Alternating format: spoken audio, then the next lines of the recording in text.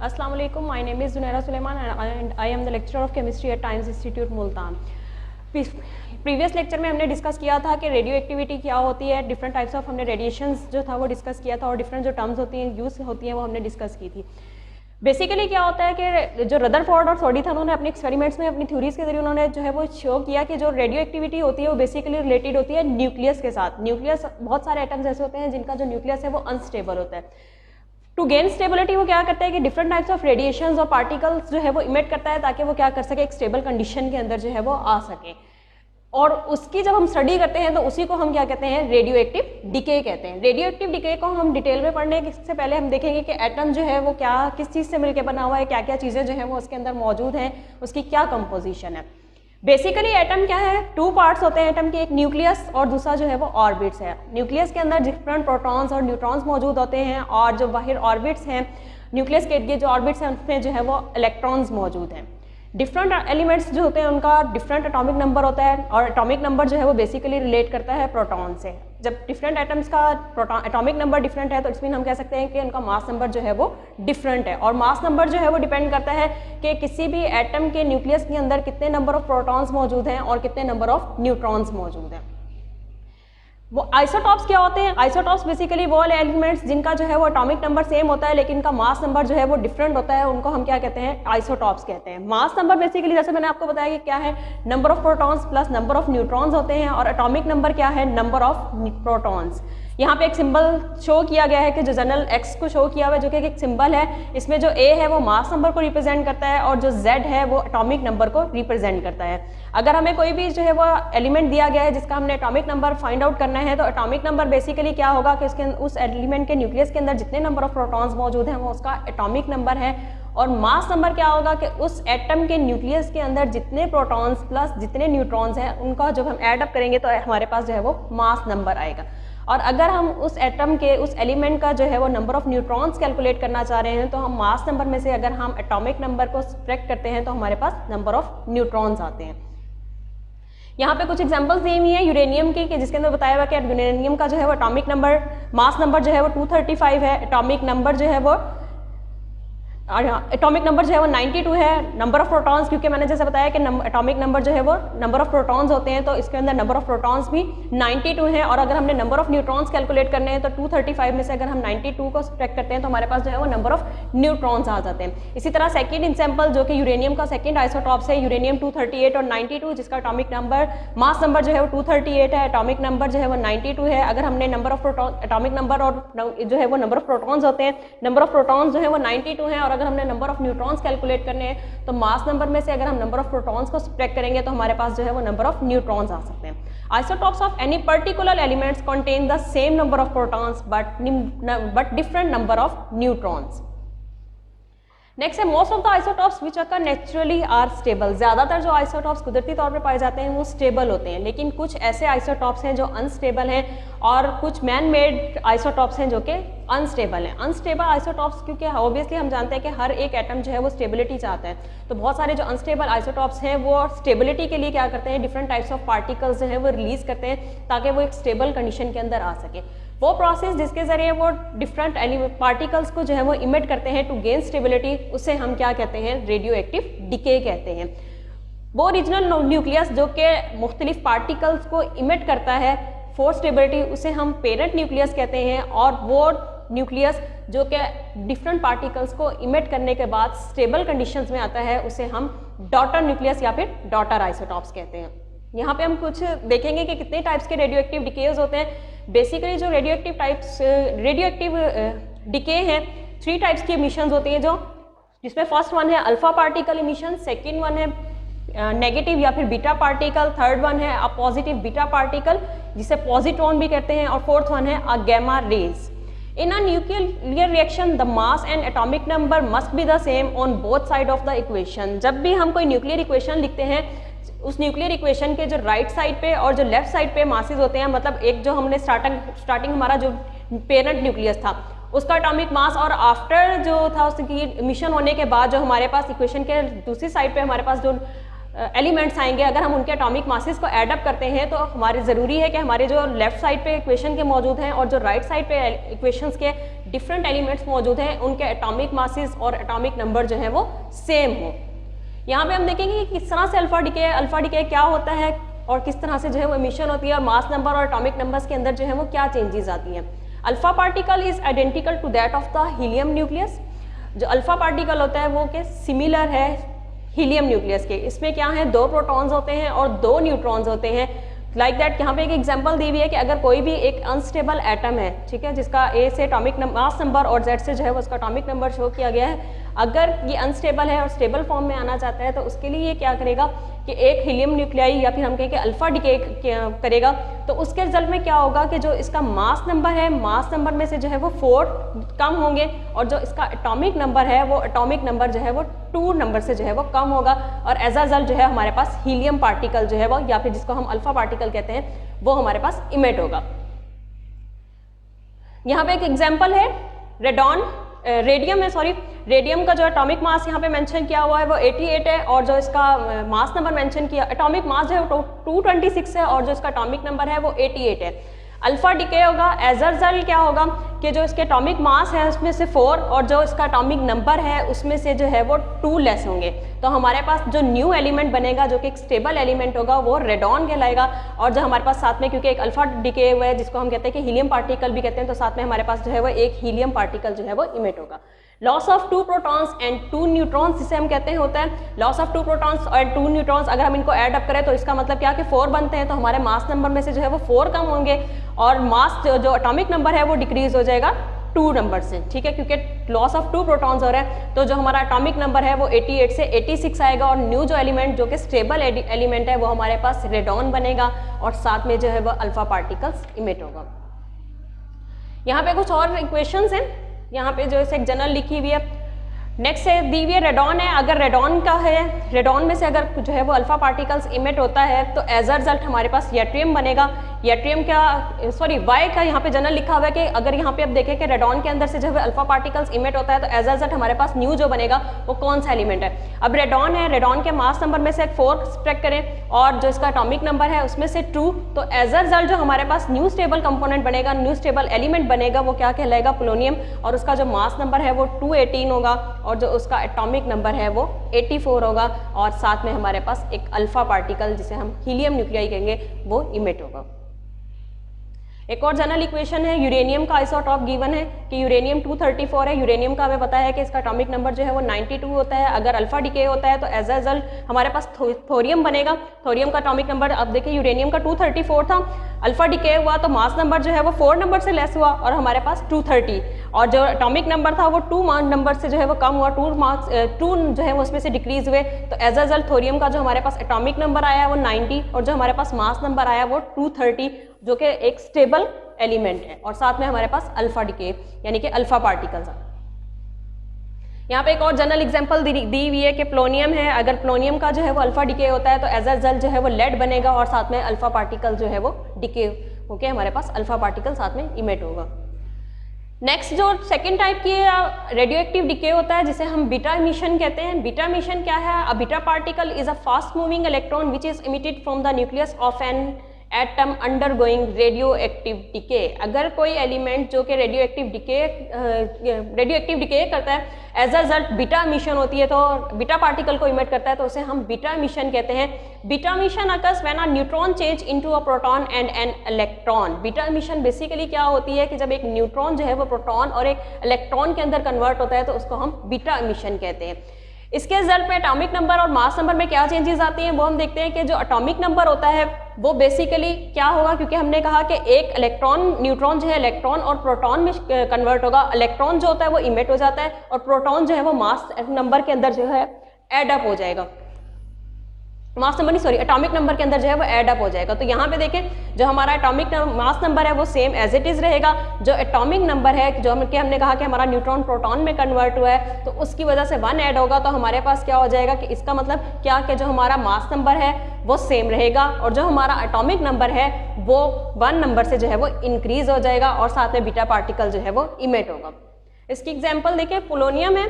प्लोनियम का अगर हम 218 इसका एटॉमिक मास है और इसका एटॉमिक नंबर जो है वो 84 है, अगर ये बीटा इमिट करता है, बीटा मिशन होती है, बीटा पार्टिकल्स इमिट करता है, तो एज अ रिजल्ट क्या होगा कि इसका एटॉमिक नंबर जो है वो 1 नंबर इंक्रीज होगा और मास नंबर में कोई चेंजेस नहीं आएगी, क्योंकि जो इलेक्ट्रॉन्स होते हैं उनका एज इट इज कोई मास नहीं होता। Neutron splits emitting negative particles living a proton, atomic number increase by 1 और मास नंबर जो है वो सेम रहेगा एज इलेक्ट्रॉन्स हैव नो मास, जैसे मैंने आपको ऑलरेडी बताया। यहाँ पे कुछ एग्जांपल्स दी हुई हैं जिसमें लाइक दैट थोरियम है, अगर थोरियम के अंदर से जो है वो बीटा इमिशन होती है तो वो किस चीज़ में कन्वर्ट होता है, तो यहाँ पे लिखा होता है थोरियम का जो है एटॉमिक मास में कोई चेंजेस नहीं आएगी, लेकिन उसका जो है एटॉमिक नंबर बाय 1 नंबर जो है वो इंक्रीज होगा और 91 में जो है वो कन्वर्ट हो जाएगा और साथ में हमारे पास एक बीटा इमिशन होगी। कार्बन की एग्जांपल दी हुई है, कार्बन 14 जो कि हमें बताया कि कार्बन के आइसोटॉप है, कार्बन 14 है, अगर कार्बन 14 भी जो है वो बीटा मिशन करता है तो एज अ रिजल्ट कार्बन का जो एटॉमिक मास है उसमें कोई चेंजेस नहीं आएगी, लेकिन उसका एटॉमिक नंबर जो है बाय 1 नंबर जो है वो बढ़ जाएगा और एज अ रिजल्ट वो जिसका एलिमेंट जो कि एक स्टेबल एलिमेंट यानी कि नाइट्रोजन में कन्वर्ट हो जाएगा और उसका नाइट्रोजन का हमें पता है कि एटॉमिक नंबर जो है वो 7 होता है और उसका मास नंबर जो है वो 14 है। जो थर्ड टाइप आती है वो इलेक्ट्रॉन कैप्चर की है। इलेक्ट्रॉन कैप्चर जो बेसिकली होता है वो बीटा मिशन का ऑपोजिट होता है। हमने जो पीछे देखा बीटा मिशन बेसिकली क्या है कि एक इलेक्ट्रॉन का रिलीज होना, कि जब कोई न्यूक्लियस अनस्टेबल फॉर्म में होता है तो वो एक स्टेबल कंडीशन के अंदर आने के लिए क्या करता है, इलेक्ट्रॉन जो है वो इमिट करता है। इलेक्ट्रॉन कैप्चर इसका ऑपोजिट है कि जिसके अंदर क्या है कि कोई भी एलिमेंट जो कि अनस्टेबल फॉर्म में है वो स्टेबल होने के लिए क्या करेगा कि कोई भी इलेक्ट्रॉन जो है वो कैप्चर करता है। The capture of the electron allow a proton to turn into a neutron. जब एक इलेक्ट्रॉन कैप्चर करेगा तो एज अ रिजल्ट क्या होगा कि एक प्रोटॉन जो है वो न्यूट्रॉन में कन्वर्ट हो जाएगा। इसका मतलब क्या कि जो भी हमारे पास एटॉमिक नंबर है, जैसे हमने देखा था कि बीटा मिशन के अंदर एटॉमिक नंबर जो था वो डिक्रीज हो रहा था, यहाँ इंक्रीज हो रहा था, यहाँ पे ये क्या होगा कि हमारा जो भी एटॉमिक नंबर है वो 1 नंबर से डिक्रीज हो जाएगा। लाइक यहाँ पे दिया हुआ है 218 है और 85 उसका जो है एटॉमिक नंबर है। जब इलेक्ट्रॉन कैप्चर होगा, क्योंकि इलेक्ट्रॉन कैप्चर कर रहा है, जिसमें हमने कहा था कि एक इलेक्ट्रॉन जब कैप्चर होगा तो उसकी वजह से क्या होगा कि प्रोटॉन जो है न्यूट्रॉन में कन्वर्ट हो जाएगा। इट्स मीन क्या होगा, प्रोटॉन नंबर जो है हमारा यानी एटॉमिक नंबर जो है बाय 1 नंबर जो है वो डिक्रीज होगा। तो एटॉमिक मास में कोई चेंजेस नहीं आएंगी, लेकिन इलेक्ट्रॉन कैप्चर की वजह से क्या होगा कि जो हमारा यहाँ पे एटॉमिक नंबर दिया हुआ है वो बाय 1 नंबर जो है वो डिक्रीज हो जाएगा और हमारे पास जो एटॉमिक नंबर है वो 84 हो जाएगा। Capture negative particles forming a neutron from a proton, atomic number decrease हो जाता है बाय 1 और जो एटॉमिक मास है वो बिल्कुल सेम रहता है एज हमने ऑलरेडी मैं आपको बता चुकी हूँ कि जिस तरह से हमारे पास बीटा इलेक्ट्रॉन्स होते हैं या फिर बीटा पार्टी जो इलेक्ट्रॉन्स हैं उनका कोई मास नहीं होता, तो इसी वजह से मास नंबर के अंदर कोई भी चेंजेस नहीं आएंगी। यहाँ पे कुछ जनरल एग्जांपल्स दी हुई हैं कि जैसे आर्गॉन है, अगर आर्गॉन जो है वो बीटा कैप्चर करता है तो एज अ रिजल्ट वो क्लोरीन की फॉर्म में जो है वो कन्वर्ट होगा। इसी तरह से नेक्स्ट निकल है, अगर निकल जो है वो एक इलेक्ट्रॉन कैप्चर करता है तो उसके एटॉमिक मास में कोई चेंजेस नहीं आएंगी, लेकिन उसका जो एटॉमिक नंबर है वो बाय 1 नंबर जो है वो डिक्रीज हो जाएगा और कोबाल्ट में जो है वो कन्वर्ट होगा। इसी तरह से नेक्स्ट हमारे पास नाइट्रोजन का है।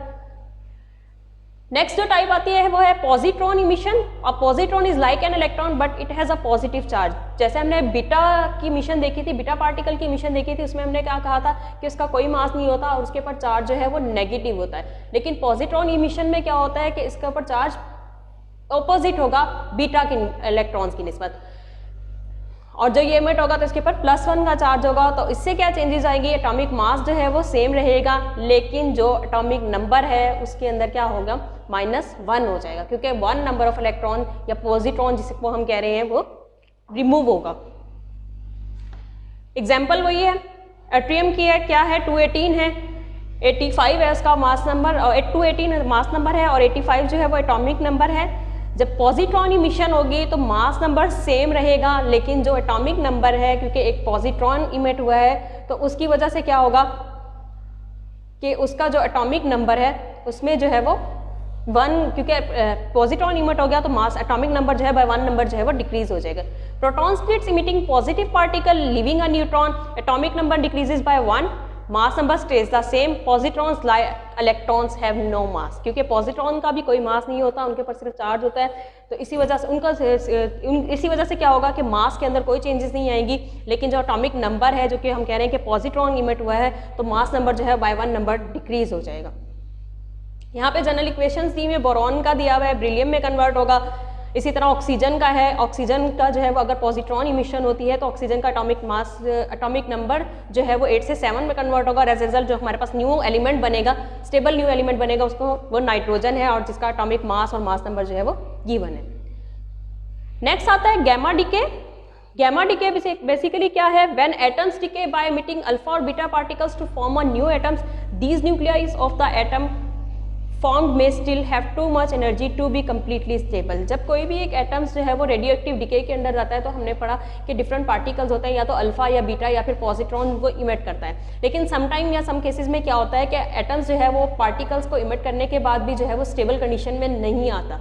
तो उसको वापस स्टेबल कंडीशन से आने के लिए क्या होता है कि अगर उसके पास बहुत ज़्यादा अमाउंट में एनर्जी मौजूद है तो वो उस अमाउंट ऑफ एनर्जी जो कि excess of amount of energy है जो उसे अनस्टेबल कर रही है, वो उस एनर्जी को इमिट करता है ताकि वो क्या कर सके कि उस एनर्जी के इमिट होने की वजह से वो एक स्टेबल कंडीशन में आ सके। तो वो जो एनर्जी इमिट करता है, जिस फॉर्म में वो एनर्जी इमिट करता है वो गैमा रेस की फॉर्म में होता है, और जब वो एनर्जी को गैमा रेस की फॉर्म में इमिट करेगा तो हम उसको गैमा डीकेज कहते हैं। गैमा रेज बेसिकली जो होती हैं वो हाई एनर्जी रेडिएशन होती हैं, जैसा कि हमने कहा कि एटम के अंदर जो भी एक्सेस अमाउंट ऑफ एनर्जी मौजूद है जो कि उसको अनस्टेबल कर रही है, तो स्टेबल होने के लिए वो उस एनर्जी को इमिट करता है। तो इसी वजह से क्या कहते हैं कि गैमा रेज को हाई एनर्जी रेडिएशंस कहते हैं। Gamma rays are not charge particle like alpha and beta particles. जैसे हमने देखा कि अल्फा पे जो है वो पॉजिटिव चार्ज होता है, बीटा पे जो है वो नेगेटिव होता है। तो जो गैमा रेज होती हैं क्योंकि वो रेडिएशंस होती हैं तो इनके ऊपर कोई चार्ज नहीं होता और ये न्यूट्रल होती है। तो क्योंकि कोई चार्ज नहीं है तो इसी वजह से क्या होता है, कोई एटॉमिक नंबर में चेंजेस, कोई इनका मास नहीं है, कोई इनके ऊपर चार्ज नहीं है, तो इसी वजह से क्या होता है, ना ही इनकी वजह से किसी भी एलिमेंट के एटॉमिक मासेस में या फिर एटॉमिक नंबर्स में कोई चेंजेस नहीं आती। यहाँ पे एग्जांपल दी हुई है कि कोई भी हमारे पास अगर एलिमेंट है जनरल एक्स, जब वो अगर वो गैमा रेस इमिट करेगा तो एज अ रिजल्ट सेम उसके एटॉमिक मास सेम रहेगा और उसका मास नंबर जो है वो सेम रहेगा। इन शॉर्ट समरी हम देख लेते हैं कि हमने क्या क्या देखा कि किस टाइप की रेडियो एक्टिव डिके होता है, कितने टाइप्स का होता है, किस चीज़ की मिशन होती है, और एज अ रिजल्ट क्या होता है कि मास नंबर में और एटॉमिक नंबर में क्या क्या चेंजेस आती हैं। फर्स्टली हमने देखा था कि रेडियो एक्टिव डिके क्या है। हमने कहा था कि बहुत सारे ऐसे एलिमेंट्स हैं या ऐसे एटम्स हैं जो कि अनस्टेबल होते हैं, तो टू गेन स्टेबिलिटी वो क्या करते हैं कि मुख्तलिफ पार्टिकल्स को जो है वो इमिट करते हैं और जिसको हम रेडियो एक्टिव डिके करते हैं। पार्टिकल्स को इमिट करने का उनका मकसद ये होता है कि ताकि वो स्टेबल कंडीशन के अंदर आ सके। अल्फा डिके जो पार्टिकल्स को इमिट करते हैं वो डिफरेंट टाइप्स के पार्टिकल्स होते हैं, जिसमें हमने अल्फा डिके देखा था, जिसमें क्या होता है कि हीलियम न्यूक्लियस यानी कि हीलियम 4 और 2 जो है वो इमिट होता है। उसका वजह से क्या होता है कि जो पेरेंट न्यूक्लियस होता है उसके मास नंबर में जो है वो 4 कम होते हैं, -4 होता है और उसका एटॉमिक नंबर जो है वो -2 हो जाता है। नेक्स्ट था हमने बीटा डिके देखा। बीटा डिके में हमने देखा था कि लॉस ऑफ इलेक्ट्रॉन होती है न्यूक्लियस से, जिसकी वजह हमने मेन रीजन देखी थी कि न्यूट्रॉन जो है प्रोटॉन में कन्वर्ट हो जाता है, जिससे क्या होता है कि मास नंबर में कोई चेंजेस नहीं आती लेकिन एटॉमिक नंबर जो है बाय 1 इंक्रीज हो जाता है। थर्ड हमने देखा इलेक्ट्रॉन कैप्चर। इलेक्ट्रॉन कैप्चर में हमने क्या देखा कि जो भी न्यूक्लियस है वो एक इलेक्ट्रॉन गेन करता है, यानी कि इन अदर वर्ड्स हम ये कह सकते हैं कि प्रोटॉन जो है वो न्यूट्रॉन में कन्वर्ट हो जाता है, जिसकी वजह से क्या है कि नंबर ऑफ प्रोटॉन जो है बाय 1 डिक्रीज हो जाता है, -1 हो जाता है।